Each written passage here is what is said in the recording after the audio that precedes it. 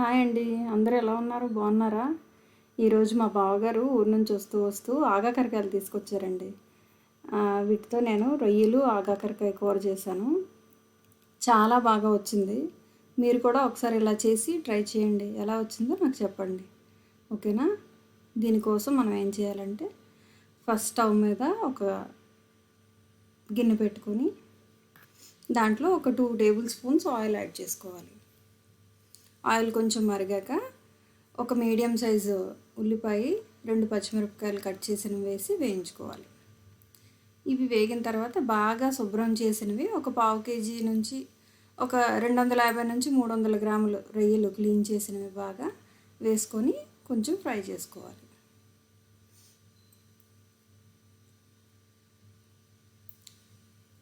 దీంట్లో కొంచెం పసుపు యాడ్ చేసుకొని కొంచెం ఫ్రై చేసుకోవాలి.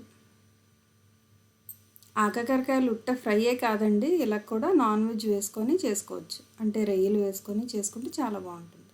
ఇలా రొయ్యల్లోంచి నీళ్ళంతా ఎగిరిపోయిన తర్వాత ఇప్పుడు అల్లం వెల్లుల్లి పేస్ట్ 1 టేబుల్ స్పూన్ వేసుకొని ఫ్రై చేసుకోండి. ఇలా రొయ్యలు ఫ్రై అయిన తర్వాత ముందుగా మనం కట్ చేసి పెట్టుకున్న ఆగాకరకాయ ముక్కల్ని దీనికి యాడ్ చేసుకోండి.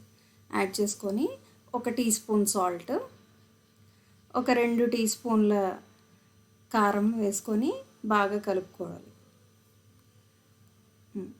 మేమైతే కారం కొంచెం ఎక్కువ తింటామండి, అందుకనే నేను 2 టీ స్పూన్లు వేసుకుంటున్నాను. మీరు మీకు నచ్చినట్టు మీరు ఎంత కారం తింటారో మీ లెవెల్ బట్టి మీరు ఆ కారం లెవెల్ బట్టి స్పైస్ లెవెల్ బట్టి మీరు వేసుకోవచ్చు. వేసుకొని ఒకసారి కలిపి ముక్కలన్నిటికీ బాగా ఉప్పు కారం పట్టేలా కలుపుకోవాలి. ఇలాగా మూత పెట్టి సిమ్లో 5 మినిట్స్ బాగా ఫ్రై అవ్వనివ్వండి. ఫ్రై అయిన తర్వాత దీనికి మళ్ళీ ఒకసారి ఎలాగా అయిందో చూసుకొని ఆ ముక్కలన్నీ మునిగేలాగా వాటర్ యాడ్ చేసుకోండి.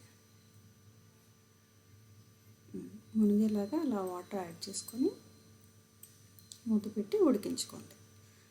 ఒక 10 మినిట్స్ మీడియం ఫ్లేమ్లో ఉడకాలి. ఇలా ఉడికినప్పుడు ఒక మీడియం సైజు టమాటో ఒకటి తీసుకొని దాన్ని బాగా ఫైన్గా చేత్తో ఇది చేసుకొని మెదుపుకొని ఆ ప్యూరీని ఈ కర్రీకి యాడ్ చేసేయండి. చిన్నవైతే 2 టమాటాలు తీసుకోండి, మామూలు అయితే ఒక పెద్ద టమాటా సరిపోతుంది.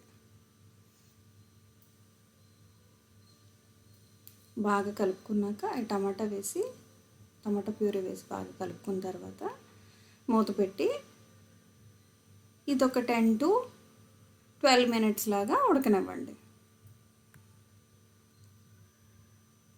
మీడియం ఫ్లేమ్లోనే ఉడకనివ్వండి. ఇలా ఉడికిన దానిలోని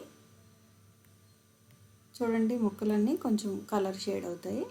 ఇలా ఉడికిన దానిలో మీరు కొంచెం వేపుడు పిండి అని మేము మసాలా చేసుకుంటామండి ఇంట్లో. నెక్స్ట్ వీడియోస్లో నేను ఎప్పుడైనా అది వేపుడు పిండి ఎలా చేయాలనేది అప్లోడ్ చేస్తాను. దాంతోపాటు కొంచెం కొత్తిమీర కట్ చేసుకుంది వేసుకొని ఒకసారి కలుపుకొని ఇంకొక 5 మినిట్స్ సిమ్లోని బాయిల్ అవ్వనివ్వండి, కర్రీని ఉడకనివ్వండి. అలా 5 మినిట్స్ ఉడికిన తర్వాత తీసి చూసుకుంటే ఎంతో టేస్టీగా రుచిగా ఆగాకరకాయ తిన్న వాళ్ళు కూడా తినే అంత టేస్ట్గా ఉంటుందండి. వాళ్ళు కూడా చక్కగా తినేస్తారు. ఇలా ఒకసారి కర్రీ ట్రై చేసి చూడండి, ఎలా వచ్చిందనేది నాకు కామెంట్స్లో చెప్పండి. ఓకేనా? చాలా బాగుంటుందండి, చాలా టేస్ట్గా ఉంటుంది ఈ కర్రీ. చూడండి అవుట్పుట్ ఎలా వచ్చిందో, బాగుంది కదా? మరి మీరు కూడా ట్రై చేసేయండి ఒకసారి, ఎలా వచ్చిందో నాకు చెప్పండి. Thank you. Please subscribe.